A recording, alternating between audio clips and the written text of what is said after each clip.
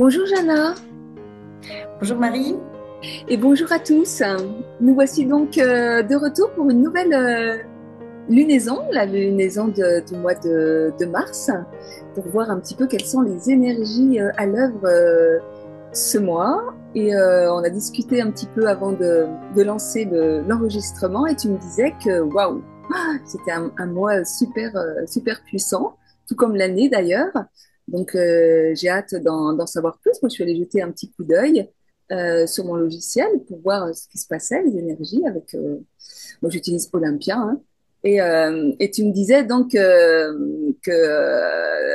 ce que tu es amené à nous transmettre, en fait, cette connaissance, elle est possible que par le biais de cette astrologie qui t'est révélée par ce logiciel Astromène et le logiciel, comment tu l'appelles, Placidus, c'est ça que tu utilises, un logiciel Placidus. voilà, qui permet de faire une sorte d'astrologie en 3D, en fait, et qui donne accès à une connaissance issue de l'Antiquité, hein, parce que dans la formation que tu dispenses et à laquelle je participe, qui est passionnante, on apprend plein de choses, effectivement, de cette connaissance ancestrale d'où est issue l'astrologie et qui nous révèle les mystères de la vie et qui donne beaucoup de sens à tout ce qui se passe en ce moment.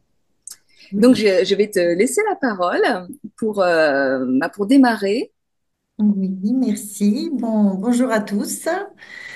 Oui, en effet, l'astrologie antique est très spécifique parce que elle est basée sur l'observation du ciel réel. Et surtout, l'astrologie babylonienne, toute la Mésopotamie, en fait, Sumer, puis Babylone, était marquée par ce type d'astrologie qui est en lien étroit, direct avec l'observation.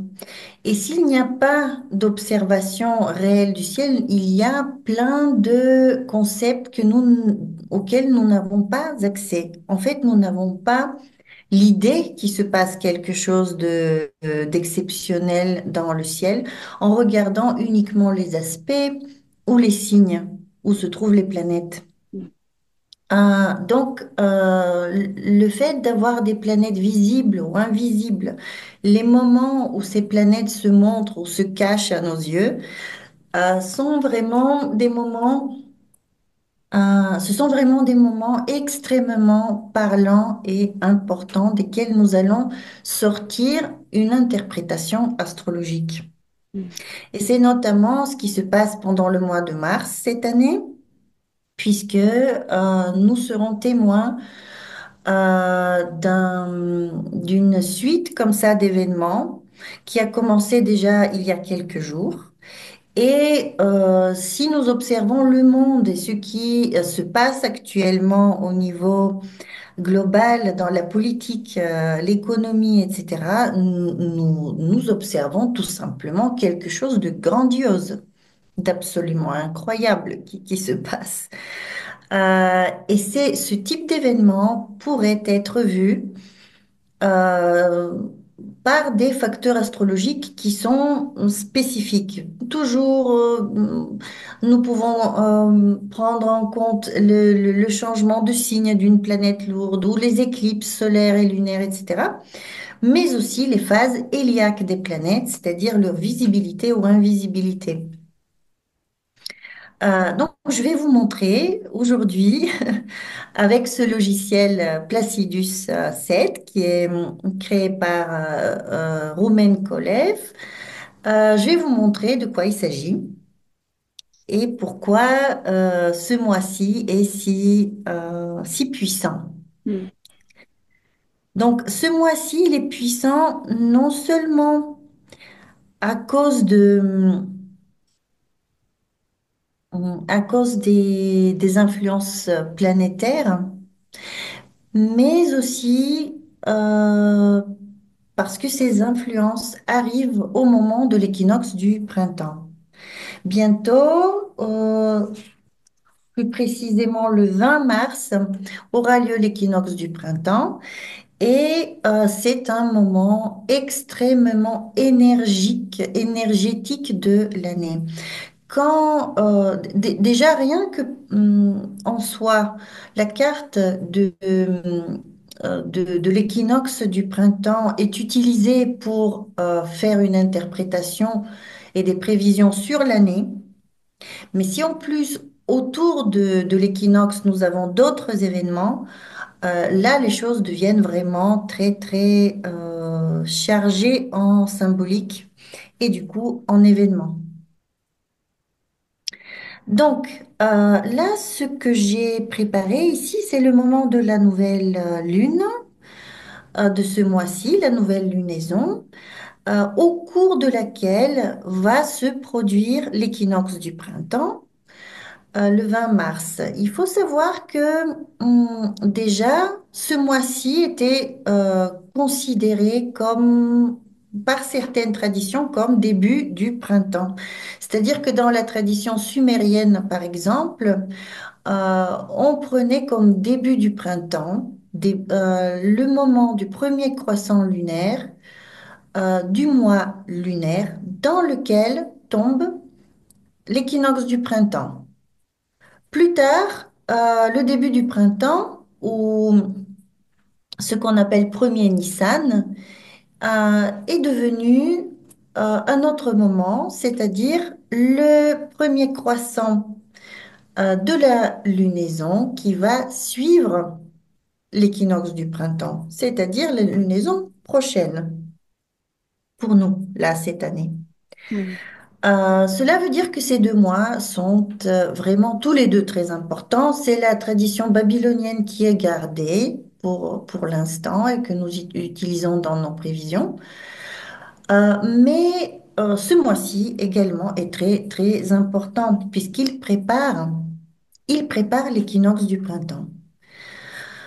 Avant Voilà. avant de continuer, Jana, est-ce que tu pourrais nous expliquer un petit peu ces courbes qu'on voit sur ce thème astrologique? Parce qu'en fait, il y a des courbes qu'on connaît parfaitement. Oui. Et puis il y en a d'autres qui n'apparaissent pas et qui sont remplacées par exemple, je pense à la croix cardinale qui normalement c'est deux grands traits fixes qui représentent une croix, alors que là ils sont représentés par une courbe. Et puis on voit Oui. aussi l'écliptique. Euh, Oui.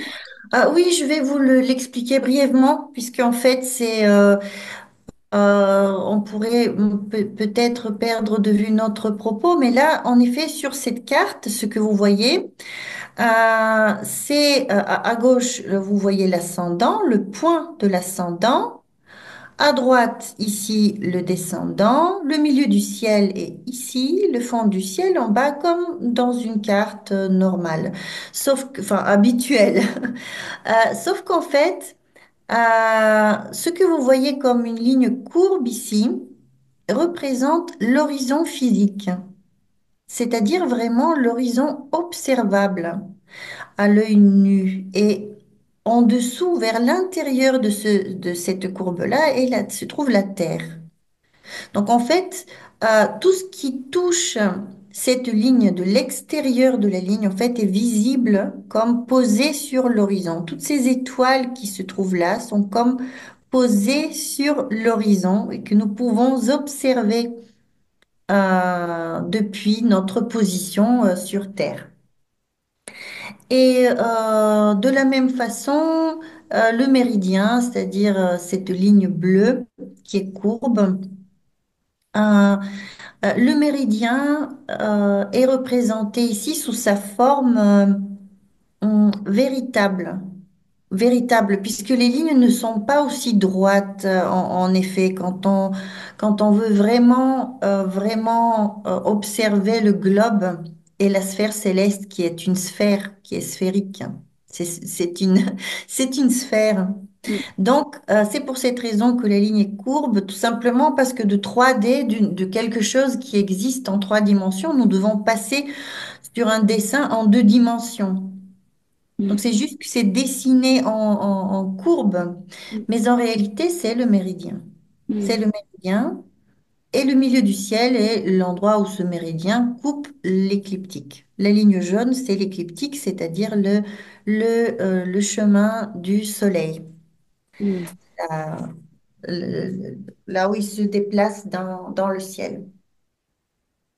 Donc, vous voyez ici, le soleil, il est dans le Verseau, sur l'écliptique, dans le 15e degré du Verseau, avec la Lune, ce que nous appelons une nouvelle Lune.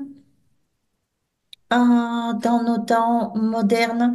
Et quelques jours plus tard, la Lune va s'éloigner du Soleil et deviendra visible. Ici, elle est invisible, c'est pour cela qu'elle est grise et qu'il y a une petite croix au-dessus d'elle, tout comme Saturne qui est gris et il y a une petite croix au-dessus de lui pour dire qu'il est invisible. Il est dans l'aura, ils sont tous les deux noyés dans l'aura du Soleil.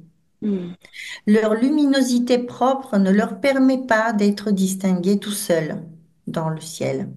mm. Et ce sont des choses extrêmement importantes pour l'interprétation. Et je vais... Et donc, du coup, là, juste, je me permets, euh, Oui, Mercure. Mercure est visible là? Mercure est visible. Ah, c'est rare. Mercure est visible, c'est très rare. Et donc, je vais revenir en arrière, quelques jours en arrière. Je vais déplacer... oh, pardon, ça, on va l'enlever. Je vais retourner quelques jours en arrière pour vous montrer ce qui se passe avec Saturne et avec Mercure. Voilà. Donc, si vous voulez voir ici, Mercure et Saturne, ça c'était aux alentours du 20 février. Mercure était invisible parce qu'il est gris ici, vous voyez avec la petite croix. Et Saturne, lui, il était visible. Quelques jours plus tard, le lendemain, les deux sont visibles, juste une journée. Et le lendemain, ils échangent leur rôle. Mercure devient visible, Saturne invisible. Mm, Donc, ils échangent leur place. Cela arrive quelques jours avant la nouvelle lune et nous baignons en fait dans cette ambiance depuis, puisque depuis une semaine, il se passe des choses quand même énormes dans le monde. Premièrement, qu'est-ce que symbolise Saturne? Saturne est une planète qui est de première importance en ce moment parce que, ça, je vous l'avais dit déjà dans les prévisions annuelles, mais au risque de me répéter, je vais le redire. Euh, Saturne traversait le signe du Verseau depuis 2 ans et demi. Et avant cela, il traversait le signe du Capricorne pendant encore 2 ans et demi. Cela fait à peu près 5 ans que Saturne se déplace dans un signe qui lui est propre, dans son propre domicile. Et Saturne était extrêmement puissant. En gros, c'est le cas depuis la crise Covid. mm, Quand Saturne est entré dans le Capricorne, en même temps que Pluton, souvenez-vous, il y avait un gros amas planétaire ici dans le Capricorne avec plein de planètes qui ont annoncé un changement profond dans les structures des États, les frontières, les administrations, les institutions, toute la structure en fait de notre monde est très profonde. C'était des événements très profonds qui étaient annoncés, d'une part parce que Saturne rentrait dedans, mais Jupiter était en même temps avec lui. Et c'est ce qu'on appelle la grande conjonction qui est très importante, la conjonction entre Jupiter et Saturne. Et puis Pluton était là, et après Mars était là. Et nous nous sommes retrouvés confinés chez nous, justement emprisonnés chez nous. Les limites à ce moment-là avaient pris euh, vraiment corps. mm, Et nous étions confinés, nous étions chez nous. Donc, et nous ne pouvions ni sortir, ni voyager, ni traverser les frontières. Tout cela relève de la symbolique de Saturne. mm, Et Saturne, depuis, a traversé les deux signes qu'il gouverne et de cette façon, il était extrêmement puissant.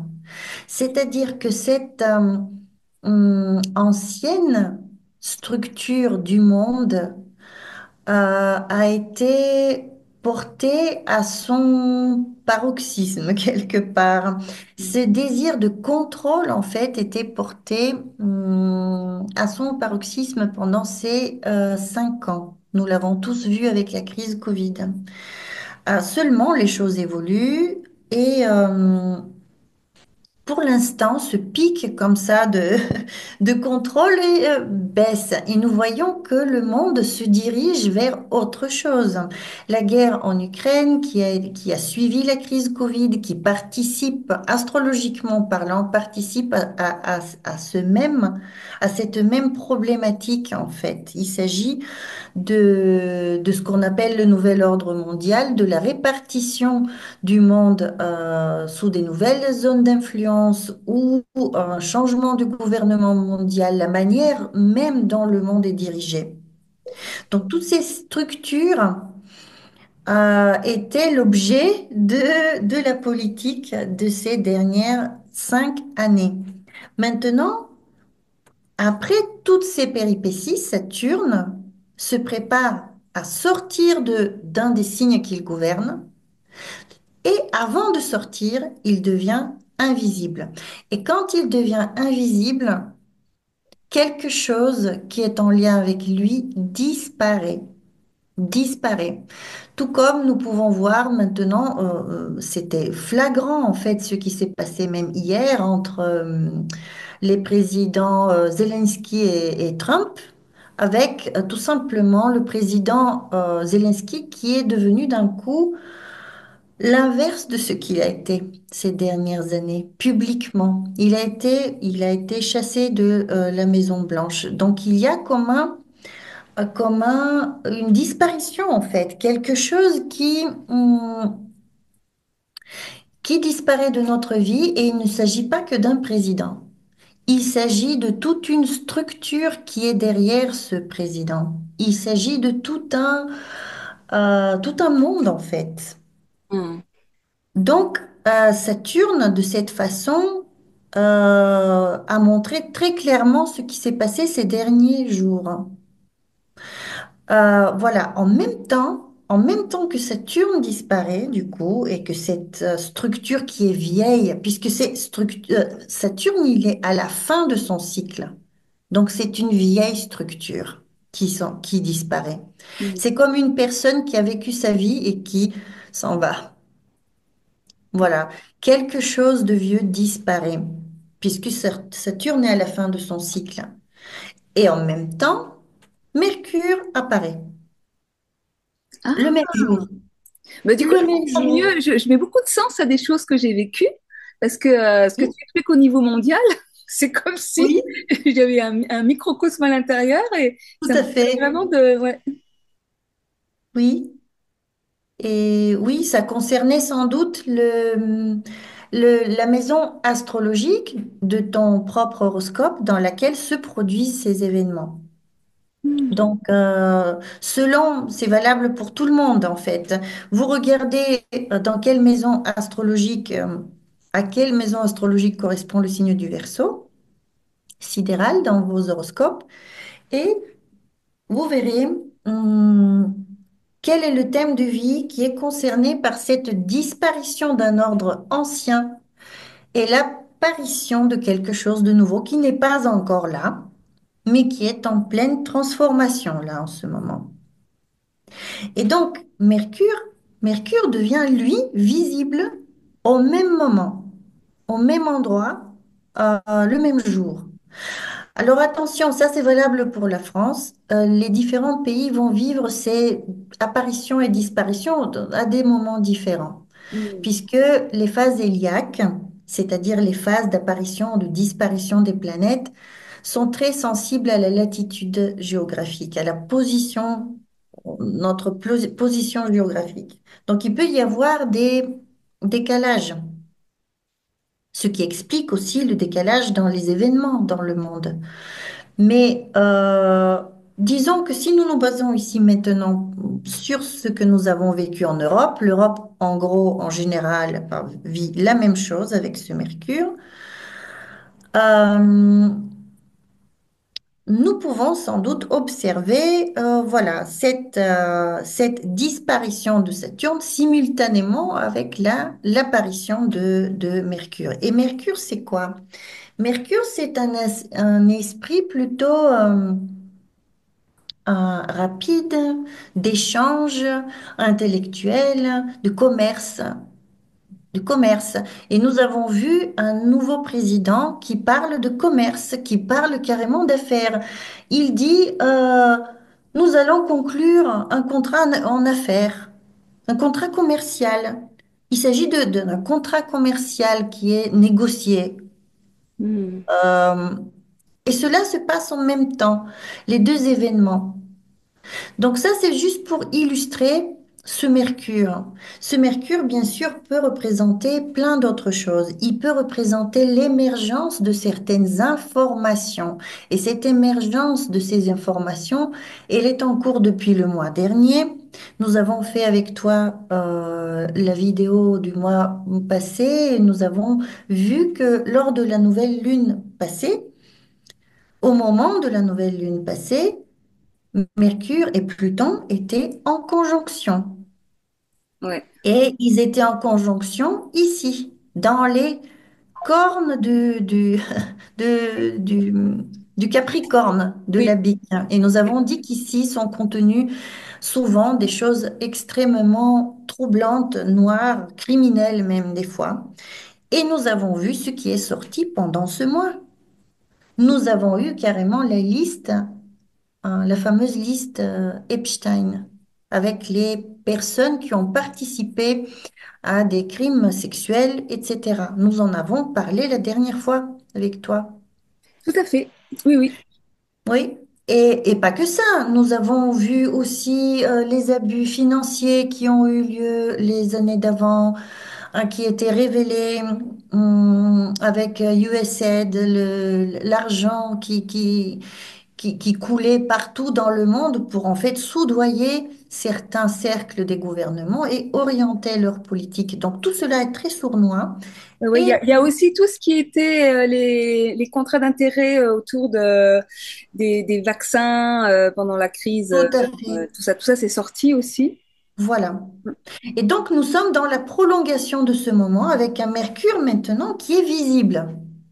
Mais Donc quelque... du coup, Oui, avant que tu continues, j'ai quand même envie de partager ce qui s'est passé pour moi ce jour-là, parce que vas-y, c'est vraiment oui, passé ce jour-là, et où justement, je te le racontais avant de démarrer. oui. Le sentiment vraiment intérieur, mais c'est comme ça que je l'ai parlé parce que j'en avais vraiment conscience. C'est vraiment quelque chose que j'ai vécu complètement en conscience.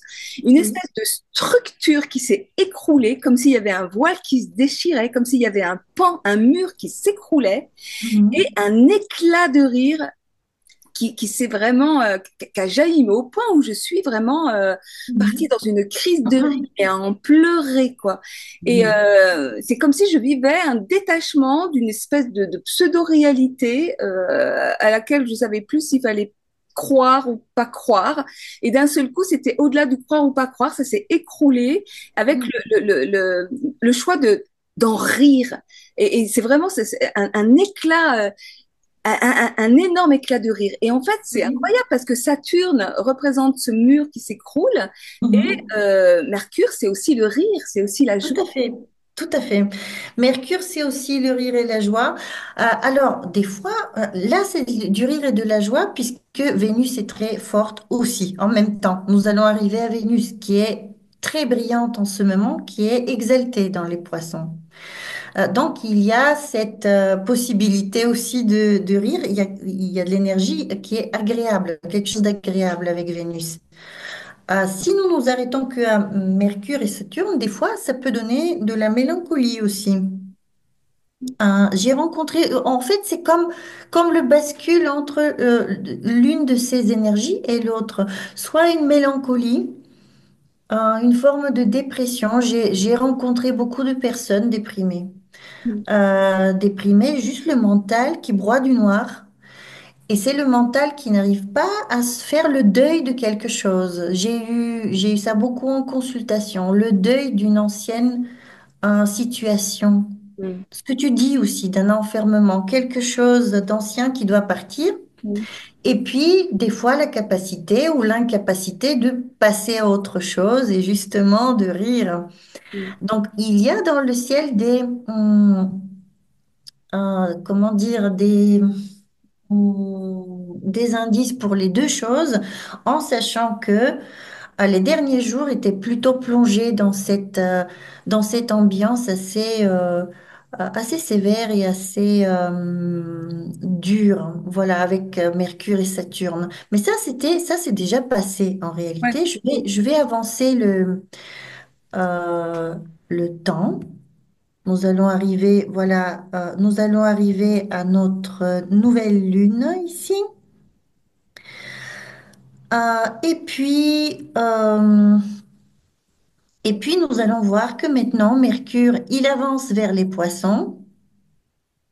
Il est entré en réalité dans les poissons, puisque nous ne sommes plus le 28 février, nous sommes le 1er mars. Mercure est déjà dans les poissons, dans le même signe que Vénus.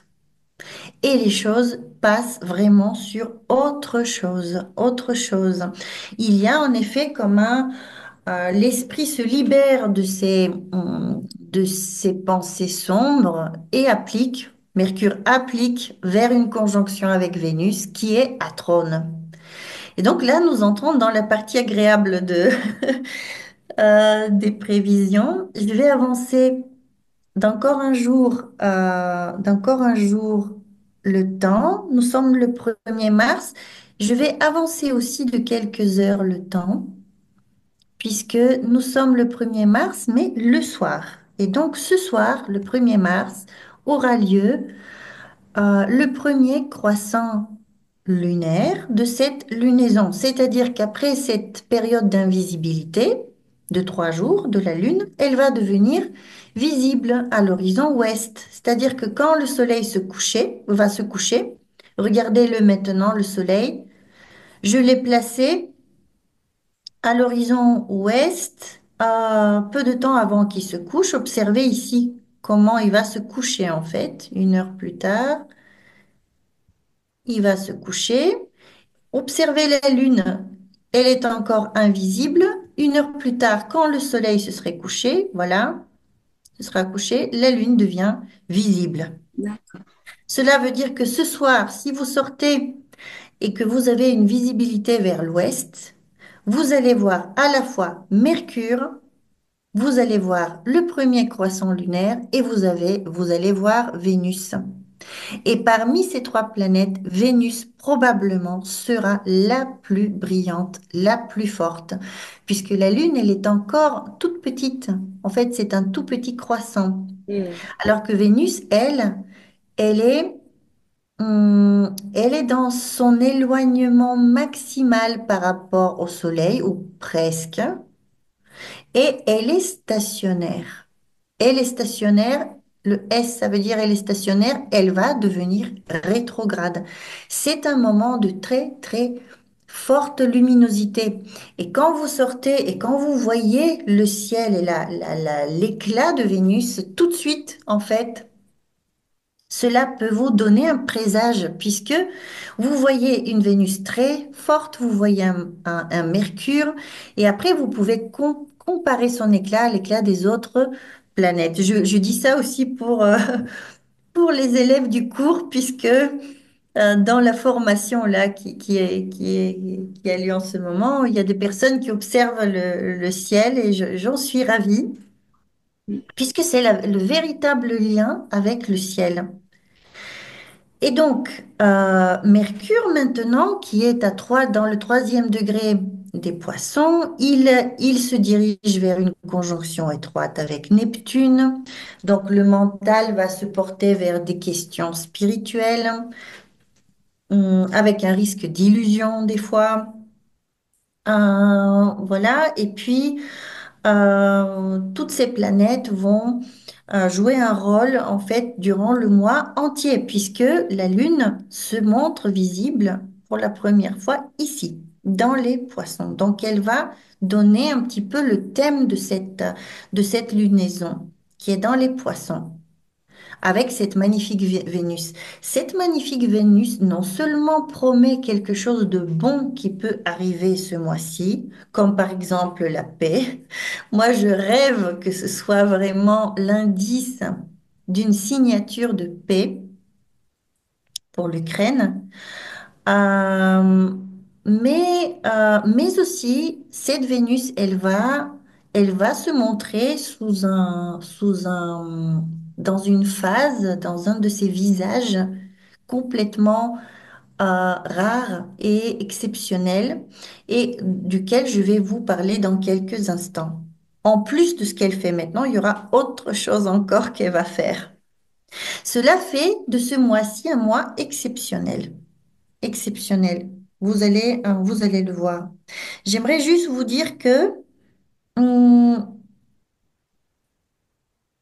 la Lune va avancer. On va le faire en jour par jour. Vous allez voir comment elle avance, la Lune. Voilà, la Lune se déplace. Voilà, de jour en jour, elle avance dans le zodiaque. Par exemple, vers mardi. Non, mercredi 5, elle sera avec Jupiter dans le Taureau. C'est un moment très bon, très propice pour gagner de l'argent ou pour tout ce qui est en lien avec l'argent ou tout simplement, c'est un moment qui est propice pour des rendez-vous. Si vous voulez qu'une affaire réussisse, en fait. Si vous, je sais pas, même si vous avez des rendez-vous administratifs, etc. Quand la Lune va vers Jupiter, c'est très bien. Après, elle va continuer, elle va rentrer dans les Gémeaux, elle va se diriger vers Mars. Là, c'est tout l'inverse. Il y aurait un risque de dispute verbale, n'est-ce pas, puisque ça se passe dans les Gémeaux. Il peut y avoir même un risque d'accident, puisque Mars est en carré avec Mercure, du coup, qui est ici dans les Poissons. Donc, aux alentours du 8 mars, les énergies sont tendues. Ce n'est pas très bien de s'expliquer ces jours-là. Il risque d'y avoir beaucoup de colère, beaucoup de sautes d'humeur, La etc. journée de la femme, hein, le 8 mars. Ah oui, c'est le 8 mars en Oui. plus. Oui, c'est ça, exactement. Et puis la Lune va continuer. Je la fais avancer encore un peu. Là, 10 et 11, ce sont des journées plutôt harmonieuses puisqu'elle est en trigone avec Vénus et avec Mercure. Ce sont des jours qui sont propices pour la détente, pour aller à la piscine, pour voir votre mère, etc. Enfin, ça promet de bien se passer. Mm. Et tout ça pourra arriver en fait au 14, puisque le 14 aura lieu la pleine lune. Le 14, je crois que c'est le 14. Attendez, oui, c'est ça. Donc, la lune sera dans le 29e degré du lion, proche d'une lunaire sud, et donc ce sera une éclipse lunaire. Donc, juste quelques jours après aura lieu l'équinoxe du printemps. Cela veut dire que nous avons une éclipse lunaire avant l'équinoxe du printemps, suivie d'une éclipse solaire après l'équinoxe du printemps.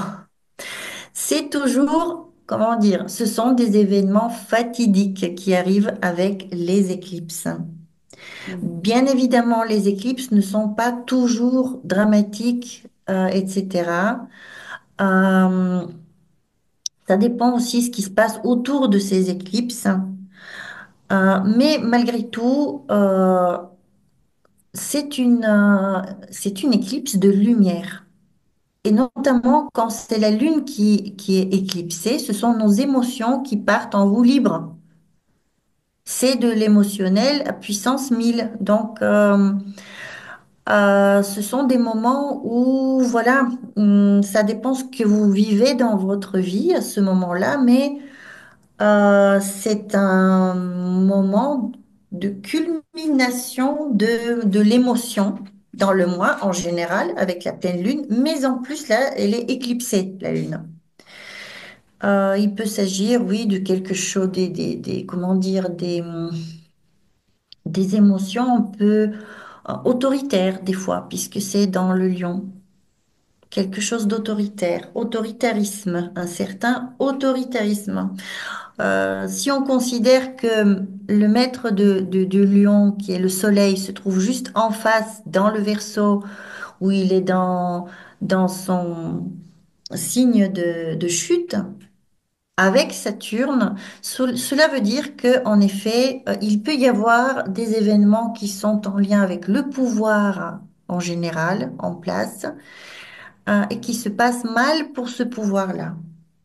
En même temps, je vois que cette pleine lune, elle se déroule exactement au moment où Mercure et Vénus sont en conjonction. Tout à fait, tout à fait. Qui, de notre côté, est un bon indice. Mm. Il y a de l'espoir avec cette influence-là. Mm. Donc, simultanément, tout à fait, tu as raison, Mercure et Vénus sont vraiment d'une inspiration incroyable ici.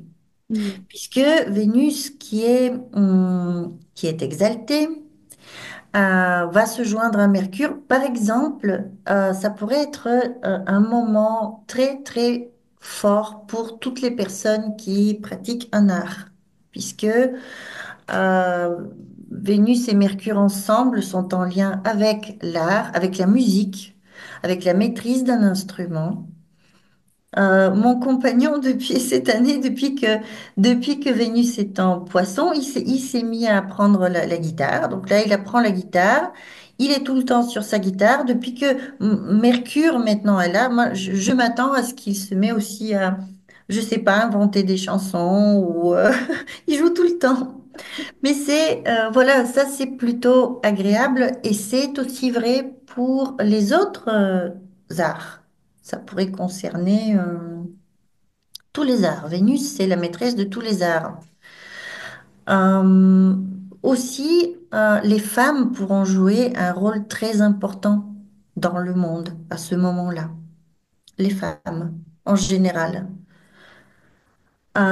Et donc, continuons un petit peu dans le mois, puisque nous avons dit que là, nous avons une éclipse lunaire.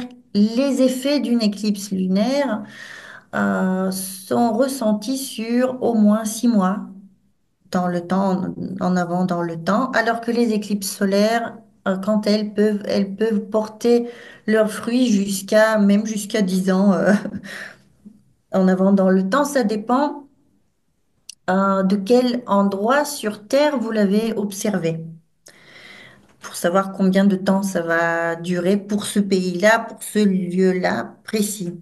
Mm. Donc, les éclipses solaires sont des bombes à retardement. J'ai toujours dit ça. Ce sont des bombes à retardement et donc, au moins au courant de l'année, ils vont donner leurs fruits. C'est-à-dire que le début de l'année est extrêmement puissant, en sandwich entre deux éclipses. Alors, il y aura des événements sur le moment, mais ces événements-là vont donner leurs fruits et leurs conséquences sur beaucoup, beaucoup, beaucoup de mois, voire d'années. Voilà, donc l'éclipse lunaire est passée. Donc au niveau personnel, évidemment, c'est pareil. Vous observez où se trouve le signe du lion dans votre horoscope, le signe du Verseau aussi, et vous regardez sur cet axe, qu'est-ce qui se passe? Quels sont les événements qui sont en lien avec ces thèmes-là? Cet axe-là. Ça dépend des maisons astrologiques qui correspondent à ces deux signes dans votre horoscope. On ne peut pas le dire comme ça de manière générale pour tout le monde. Euh, Après, nous arrivons juste une seconde, nous arrivons au 22. Donc moi, j'ai noté pour la France. Donc, j'ai noté que l'équinoxe du printemps a lieu le 20 mars. Vous voyez, le soleil se trouve ici, dans le cinquième degré des poissons, de la, du signe sidéral des poissons. Donc, c'est l'endroit de l'équinoxe du printemps. Le printemps saisonnier astronomique commence à ce moment-là. La lumière commence à devenir plus importante que les ténèbres. Et donc, le soleil devient extrêmement fort à ce moment-là. Et juste à ce moment-là, vous voyez, Vénus est tout près du Soleil. Mercure, il s'est déjà couché. Mercure, il est déjà invisible. Quelque part, pendant ce laps de temps, on l'a perdu. Il s'est caché. Mais Vénus, elle, même si elle approche le Soleil ici, elle reste toujours visible. Et elle va former sa conjonction avec le Soleil, elle va passer de l'autre côté du Soleil, et malgré cette conjonction, elle restera toujours visible. Et pendant une semaine à peu près, vous pourrez la voir et le soir et le matin. Le soir, vous la verrez comme une étoile du soir. Le matin, juste le lendemain, vous levez, vous la voyez aussi. Le soir d'après, vous la verrez encore une fois en tant qu'étoile du soir. Et le matin, à nouveau, comme une étoile du matin. Donc comme ça, au moins 3 jours, peut-être même plus. Ça dépend où vous êtes. Je précise Mais quand même pour ceux qui sont novices hein, que les planètes, en fonction qu'on les voit le matin ou le soir, c'est-à-dire qu'elles sont étoiles du matin ou étoiles du soir, elles vont changer leur signification en fait. tout à fait, tout à fait. Et c'est quelque chose d'extrêmement important. En fait, Vénus est la seule planète qui est capable de faire cette chose-là. Et dans ce sens, elle est très proche du divin, puisque le Soleil représente le divin en astrologie, la source de lumière la plus puissante. Donc, quand une planète est capable à ce point d'approcher le Soleil et de ne pas disparaître, cela nous parle de sa nature divine, de son lien en fait avec le divin. Donc, il y a quelque chose dans l'amour en général, dans le sens le plus pur, le plus élevé spirituellement, qui nous rapproche de Dieu, qui Mm. nous rapproche de l'esprit. Mm. Euh, donc, c'est quelque chose de magnifique déjà en soi. Cette phase de Vénus est très puissante. En plus, elle se produit dans les poissons où Vénus est exaltée. Mm. Que dans les poissons, Vénus porte, comment dire, révèle, manifeste ses meilleures qualités. L'amour pourrait être le plus pur, le plus inconditionnel possible. C'est quelque chose qui est bon pour tout le monde, si vous voulez, avec une telle Vénus. Ça ressemble à la paix, en fait. Moi, c'est ça que j'ai envie, en fait, qui se Après, produise. la guérison aussi, euh, l'amour guérit. Oui, la guérison, tout à fait. L'amour qui guérit, absolument. Absolument. Hum, donc, c'est juste magnifique. Et le fait que cette influence arrive juste 2 jours après l'équinoxe du printemps, je parle de la France, c'est vraiment génial.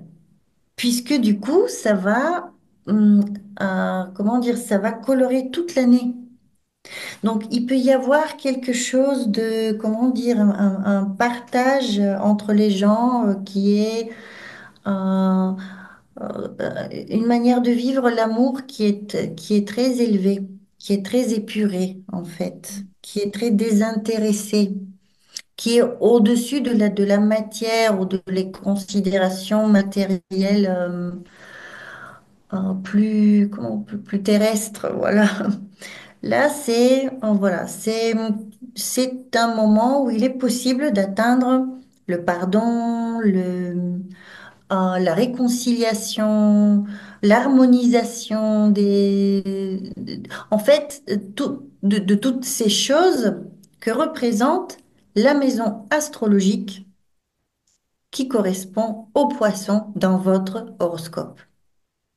Hmm. C'est-à-dire que euh, pour tout un chacun, cette influence va s'appliquer à un domaine de la vie en particulier. Et c'est là-dedans qu'on peut œuvrer Hmm. humainement Et pour donc là, participer au grand puzzle. Oui, ouais. Là, au niveau des dates, c'est plutôt vers la fin du mois, enfin après le 22. le 22. Le 22 mars, euh, la Vénus est en conjonction avec, je vais le mettre comme ça, 21, 22,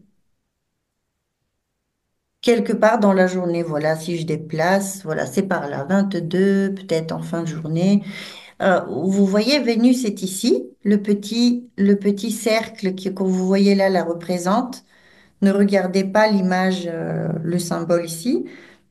La planète, elle, elle est représentée par ces petits cercles concentriques ici. Et le Soleil, lui, ce sont ces cercles-là. C'est un peu difficile de le voir, mais bon. Et quand vous faites une ligne, quand vous faites passer une ligne perpendiculaire entre Vénus et l'écliptique, vous obtenez sa position de Vénus par degré. Donc et là, elle va faire sa conjonction avec le Soleil.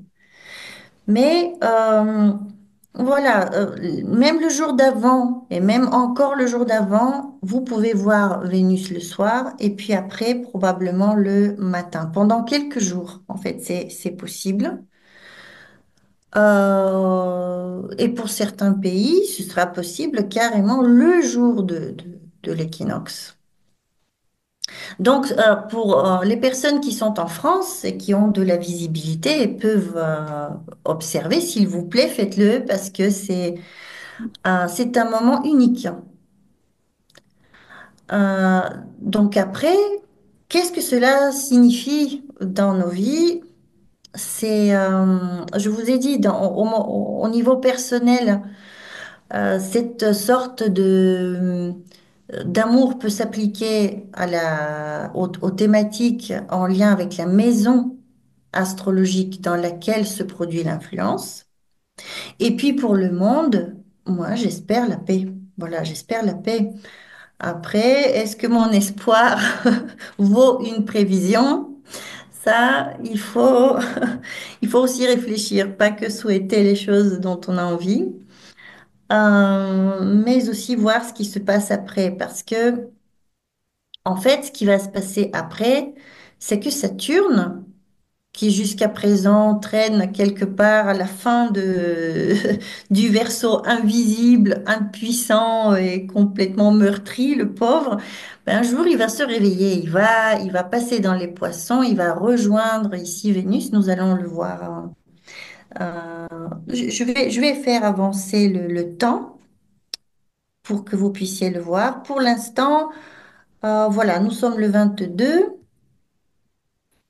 J'avance de quelques jours et voilà, la Lune approche le Soleil. Bon, là, on voit presque rien. C'est comme ça, le logiciel, il est un peu, voilà, l'interface est faite comme ça. Mais disons que le 28 mars, la Lune approche vers une nouvelle conjonction avec le Soleil. C'est le 29 en fait, le début de la nouvelle lunaison. Voilà, la Lune est en conjonction ici avec le Soleil.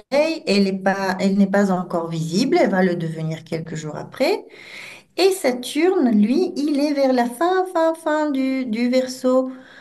Et il se dirige vers une conjonction avec Vénus. Vénus qui est rétrograde, qui du coup, les deux planètes vont se rejoindre quelque part. Je vais l'avancer, donc on entame le mois prochain, mais quand même, les événements ne peuvent, on peut pas les découper en mois vraiment. Si on veut, si on veut tirer du sens, il faut qu'on empiète un petit peu dans le mois prochain. Voilà, là par exemple, Vénus et Saturne sont en conjonction dans le premier degré des Poissons, début avril. Et à partir de ce moment-là, Saturne va entrer dans les poissons avec Vénus, on dirait presque qu'elle est allée le chercher. Elle est allée, c'est comme si l'amour est allé chercher ce pauvre Saturne, lui dire, écoute, maintenant, faut que tu viennes avec moi. Je te prends par la main et puis on va faire tout ça doucement. Voilà, tu vas pas trop nous embêter avec le contrôle, avec les guerres, etc. Tu vas aborder le signe des poissons en bonne et due forme et doucement. Voilà, et ils vont avancer dans les poissons de cette façon-là pour former des conjonctions. Saturne, à un moment donné, va devenir visible dans les poissons. Et je pense que dans les mois qui vont suivre, en effet, nous allons savoir quel sera ce nouvel ordre mondial de quel on parle, puisque l'ordre, c'est Saturne. C'est Saturne. Et comme, et comme comme Vénus est allée le chercher, vous comprenez, c'est comme s'il y aurait la paix, et après ce moment de paix, il y aura un nouvel ordre. Mhm. Alors, quand je dis nouvel ordre mondial, je dis pas ce qu'on nous promet, la chose qu'on allait nous promettre dans les années passées, qui était terrifiante. Donc, pour moi, c'est plutôt positif comme influence. Là où j'ai un doute, c'est avec cette Vénus qui, comme tu l'as très bien remarqué, Marie, Vénus peut être représentée par des divinités différentes selon sa position par rapport au Soleil. Si c'est une étoile du soir, elle correspond plutôt à Aphrodite, au côté plaisant de la vie. Si elle est étoile du matin, elle est représentée plutôt par Athéna, qui est une déesse de la guerre, en fait. Mais c'est une guerre plutôt euh, sage, de protection, de défense et de stratégie. C'est la guerre savante, en fait.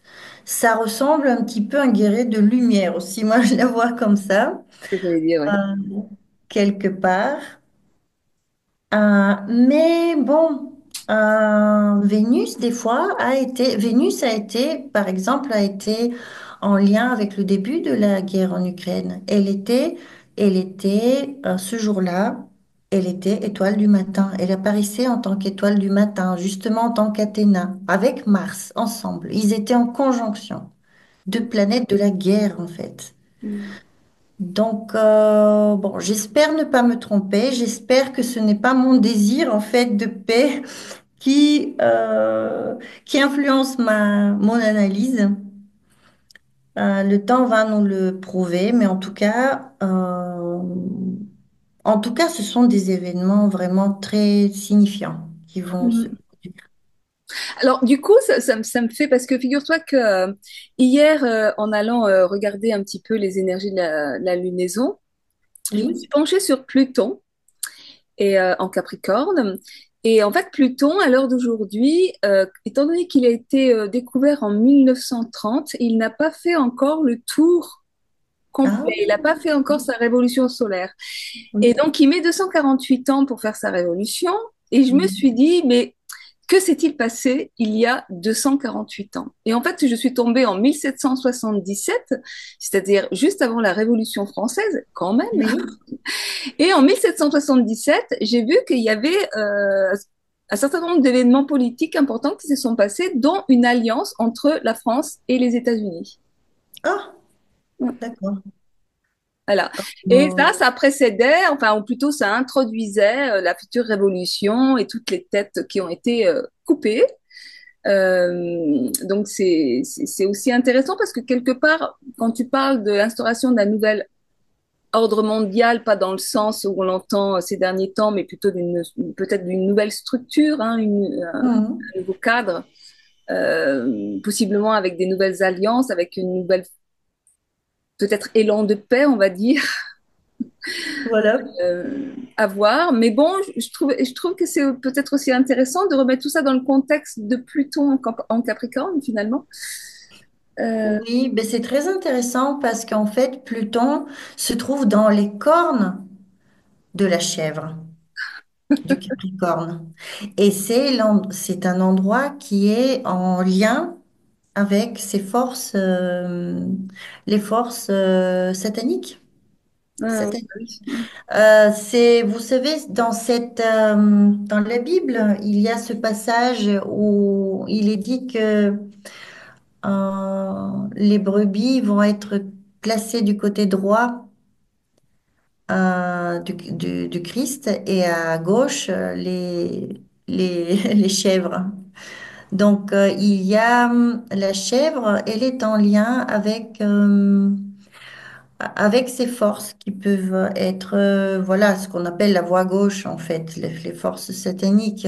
Après, attention, toute personne qui a des planètes dans le Capricorne n'est pas satanique, hein. Je veux tout de suite, lourdement J'ai eu appuyer chaud, là-dessus. j'ai eu chaud.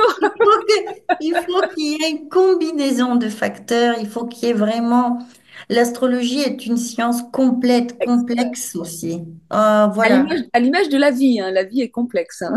Voilà, donc on parle de cet endroit du zodiaque en soi, s'il était pur, mais à l'état pur, ça existe très rarement en fait. Vous pouvez trouver, mais il y a des forces magiques à cet endroit-là, et cet endroit concerne beaucoup la sexualité aussi, puisque ce sont des cornes. Partout où il y a des cornes, vous voyez des cornes dans les constellations, il s'agit de sexualité quelque part. Donc s'il y a D'où le cocu avec les le cocu.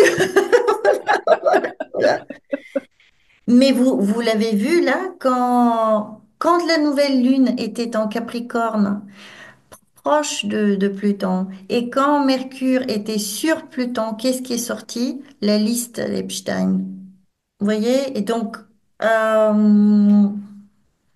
nous avons vu ce que ça a donné, le fruit que ça a donné pendant la lunaison.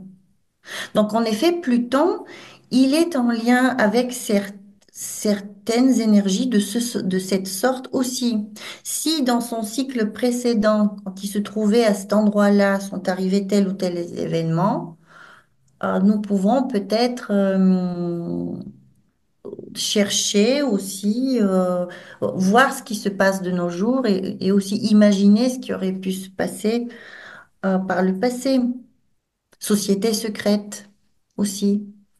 Là, je crois que tout ce qui concerne les sociétés secrètes va commencer à être un peu plus mis au grand jour.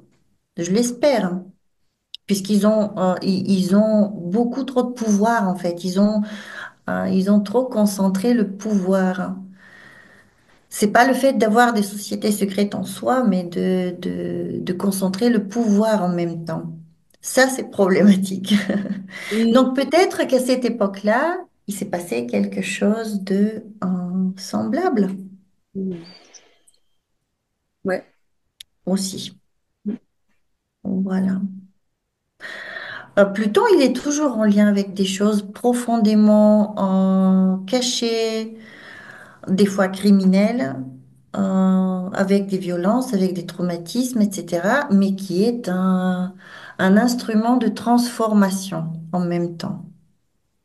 Donc, nous pouvons toujours le voir sous cette forme plus philosophique et nous dire que c'est toujours pour notre bien, en fait. C'est Oui, pour notre purification et notre conscience, notre évolution, etc.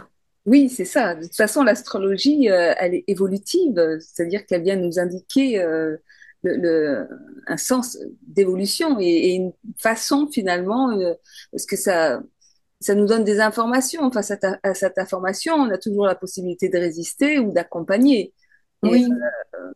et- Et nous allons voir au niveau de la spiritualité si au courant de ce printemps, il y aurait quelque chose qui va, hum, qui va nous être proposé. On en avait parlé déjà avec Il y avait Patrice Bourriche et Valérie Lagrifoul dans notre émission commune.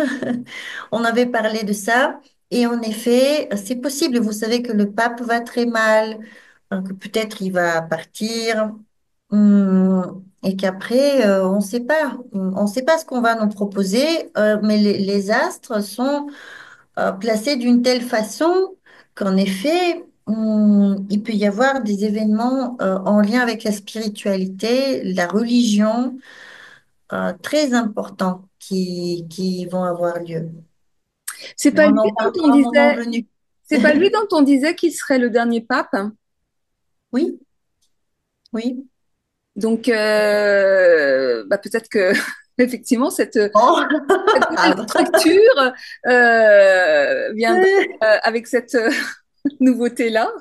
Oui, d'autant plus que quelque part dans l'année, avant l'été, Jupiter aussi va disparaître. Euh, une fois de plus, vous voyez, quand une planète disparaît, quelque chose qui est en lien avec son principe disparaît de la vie, très souvent, ce sont des personnes, des personnages, personnalités de l'Église qui ont des fonctions dans l'Église. Ici, plusieurs fois, en Bulgarie, nous avons eu des patriarches ou comme ça, des personnalités haut placées dans l'Église qui sont soit décédées, soit sont retirées de leurs fonctions, ça arrive très souvent, Hmm. en fait. Donc, on verra dans quelques mois quand on fera nos prochains, nos prochaines vidéos. Ok, bah écoute, c'est vraiment passionnant parce que grâce à ton logiciel, puis à ta connaissance de cette astrologie antique, ça permet d'approcher les énergies du mois d'une façon complètement différente de ce qu'on a l'habitude. Oui, Parce que finalement, moi, j'ai regardé les énergies, j'ai vu que voilà, la nouvelle lune, elle était en aspect avec d'un côté Jupiter et de l'autre, il y avait Mars aussi. oui. Tu n'auras pas du tout parlé de ça, mais peut-être que finalement, par rapport à ce que tu nous apportes. Oui, parce qu'en fait, oui, mais il y a beaucoup de personnes qui peuvent en parler et c'est vrai en même temps. Je veux dire, ça n'empêche pas. Oui, Voilà, mais on peut pas tout dire en une seule fois. Et je préfère vous dire ce qui est différent et ce oui. qui va vous enrichir en plus du reste. Voilà.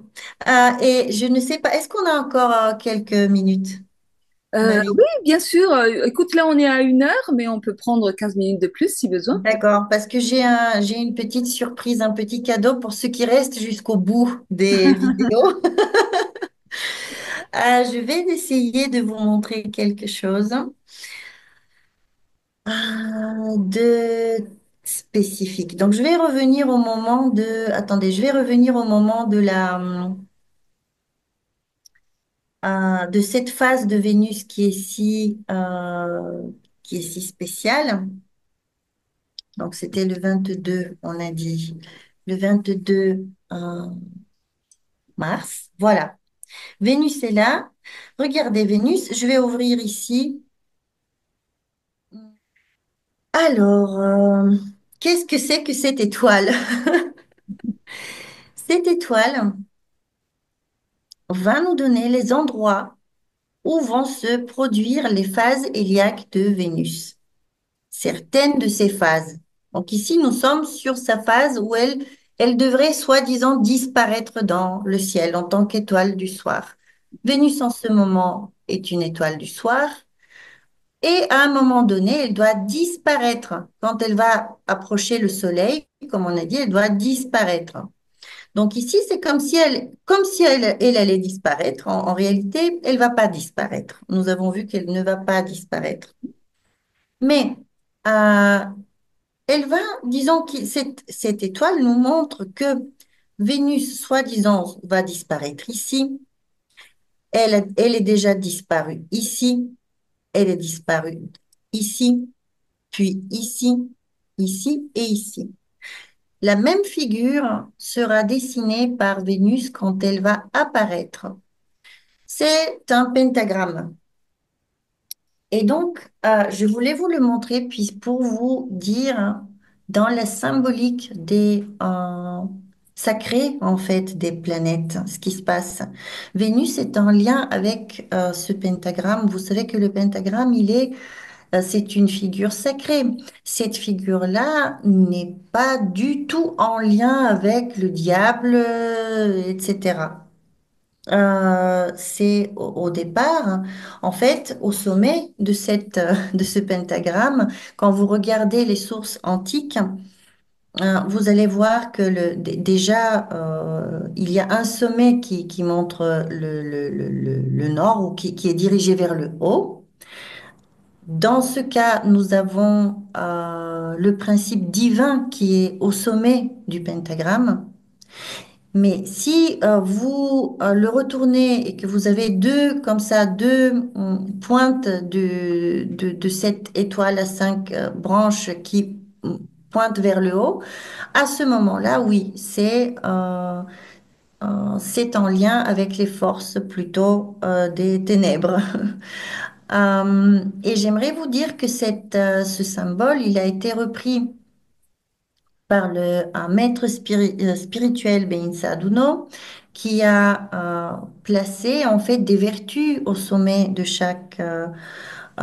de chaque angle comme ça de l'étoile, et qui nous montre le chemin spirituel à suivre, les vertus qu'il faut développer pour se rapprocher de Dieu. Donc nous avons, là je les ai pas par cœur, moi vous avez la sagesse, la vérité, l'amour, etc. À chaque fois, vous développez en fait, une qualité. Ça, on pourrait peut-être faire une vidéo séparée sur ce sujet parce que c'est extrêmement intéressant. Oui. Et cela montre à quel point Vénus est une planète spéciale, Hmm. puisqu'elle est en lien avec les vertus, en fait, Hmm. et le chemin spirituel. Eh oui, Donc oui. ça, comment dire, ce cycle de Vénus, il est de 8 ans. Cela veut dire que dans 8 ans, cette phase spécifique de Vénus va se répéter. Seulement, elle va se déplacer de 2 degrés. Voilà, elle va se déplacer dans ce sens, comme ça, par ici, de 2 degrés. 2, 2, 2, 2. Et elle est extrêmement régulière. Et donc, ces rayons-là se déplacent tous les 8 ans. Donc chaque phase spécifique comme ça de Vénus se déplace. Donc cela nous donne des cycles, cela nous donne des rythmes. Et une planète qui est considérée juste planète rapide, planète intérieure, elle est rapide, donc elle ne donne pas des événements trop importants, etc., etc. Mais quand vous la mettez dans dans une telle structure, avec un tel sens, en fait, elle devient extrêmement importante. Et Hmm. elle peut signifier des choses énormes, en fait, dans la vie, Hmm. en lien avec l'amour, etc. Oui, c'est super Voilà, ça, c'était la petite surprise, le petit cadeau. intéressant. Merci, Voilà. précisément. Voilà. Bon, ben, on va s'arrêter là, donc. Donc, eh ben, t'as mis pas mal de suspense, là, finalement, hein, par rapport à ce mois-là. Parce qu'en fait, t'as donné des dates clés qui Oui. tombent sur des dates clés dans mon agenda. Ah, Ah oui, oui, oui, vraiment. Et donc, du coup, waouh, là, le suspense est à son comble. Que va-t-il se passer? Génial. oui, oui, oui. Je pense que oui. Je pense que ce sera plutôt positif et voilà, j'espère que le monde va s'apaiser. Au moins pour un certain sous-cycle, puisque nous avons des grands cycles qui sont composés des cycles plus petits. Donc nous sommes toujours dans cette espèce de fractal de la réalité et Ouais, du temps. Et je ne veux pas dire que tout va se résoudre pour l'éternité, mais en tout cas pour maintenant, c'est bien que c'est c'est pas ce vrai. que j'espère. Et puis on va voir si c'est vrai. Oui, oui. Voilà. Bon, bah, merci beaucoup, Jana. Merci pour votre écoute. Et puis, bah, on se retrouve donc grosso modo début avril, c'est ça, hein, si la prochaine nouvelle lune allait vers le 20. C'est fin mars. En fait, la nouvelle lune suivante est le 29 mars et le premier croissant lunaire suivant est le 30 mars. Voilà. Ok, super. Premier Nissan, du coup. Ah oui, bah, du coup, ce sera le premier Nissan. Bah, tu nous Ce expliqueras, sera le premier voilà, tu nous Nissan. expliqueras Voilà. l'histoire de premier Nissan, puisqu'on en parlait. Voilà. Et j'ai oublié d'en parler, mais bon, la prochaine La fois. Voilà. prochaine fois, ce sera Voilà. d'actualité. Super. Merci, au revoir et à très bientôt. Merci à tous. Merci Marie. Merci.